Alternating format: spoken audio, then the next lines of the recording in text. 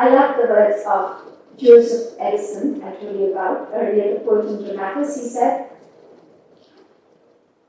"The real blessings often appear to us in the shape of disappointments, losses, and pains. But you must have patience, and then you will see them in their real figures." Remember, everything that happens to you in your life has a spiritual purpose behind it. Have you heard of Paul Brunton? He's a great philosopher and a great admirer also. He went to India and he studied Hinduism in detail. He wrote, "The sufferers of today are the seekers of tomorrow."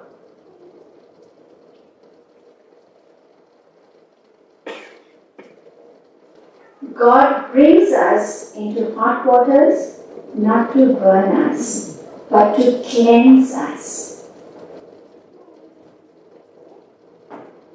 A diamond is polished with friction. If you were to get a diamond from the mines, you wouldn't even think it was a diamond. You don't know what that diamond has gone through to end up on your finger or in your earrings.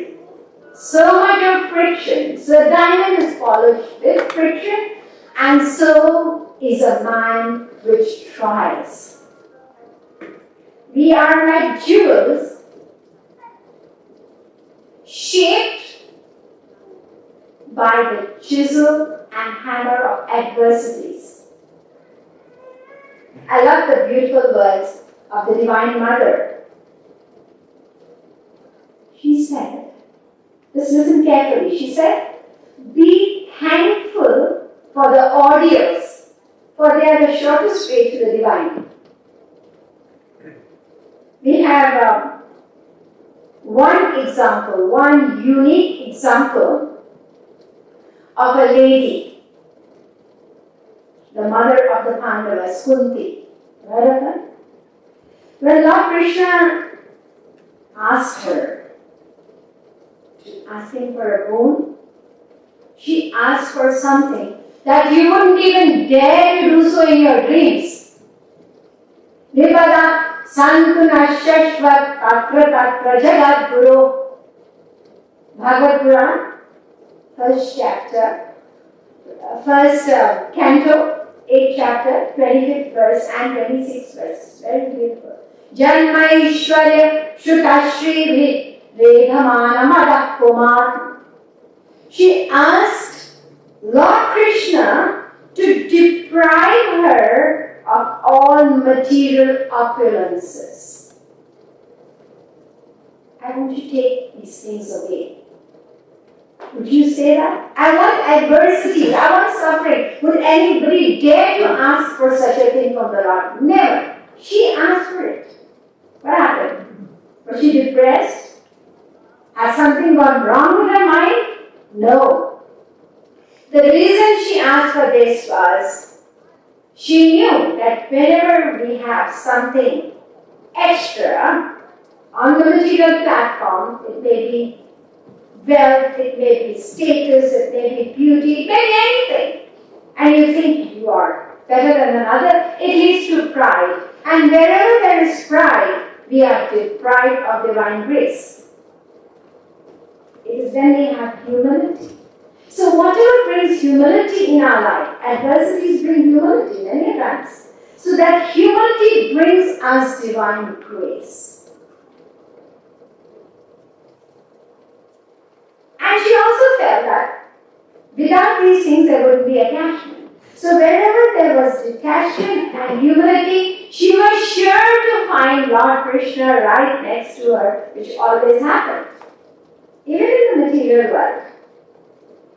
If there are two children in a family and one child, healthy, pretty good at studying, everything is okay with the child.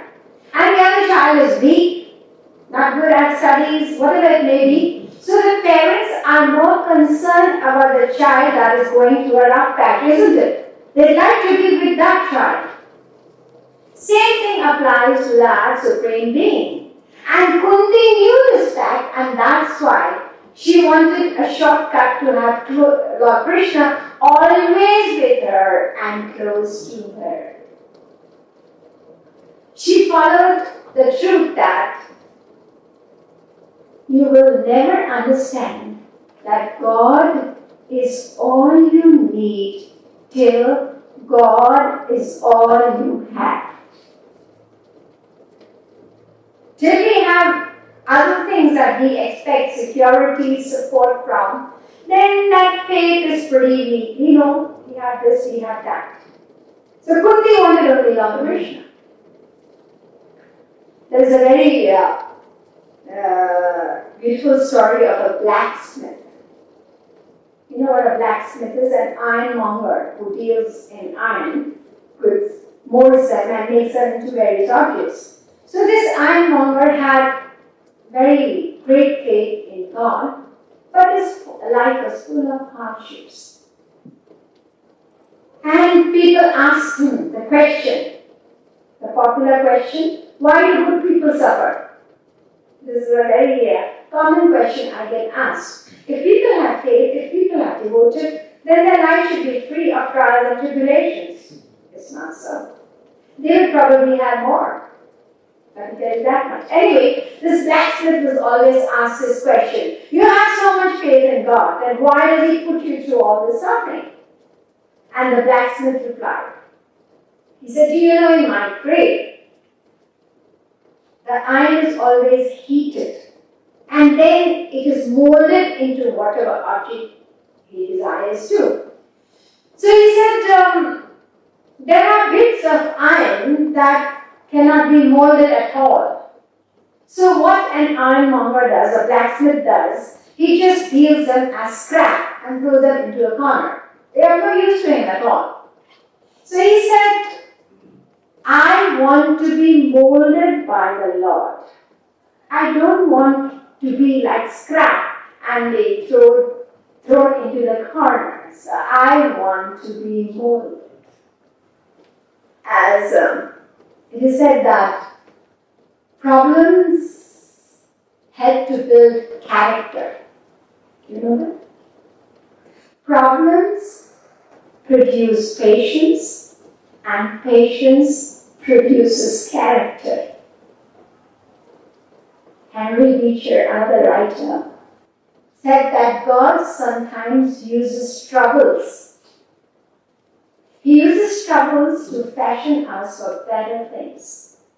So troubles, they go to prove our faith. They come to us to prove our faith, and pure faith is worth more than gold.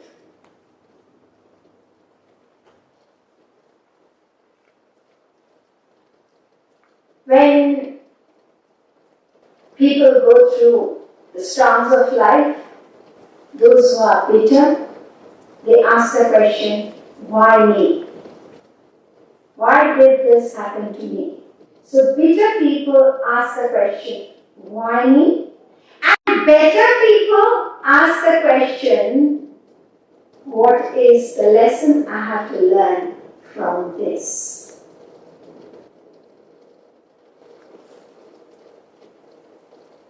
Everything that happens, as I said, it has a purpose in our lives.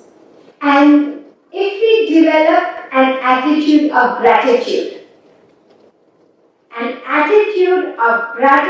if we have that, then God is going to take over and help us to change our lives. So what we have to do is, we should be more focused on God's plan for our life rather than our own pain and problem.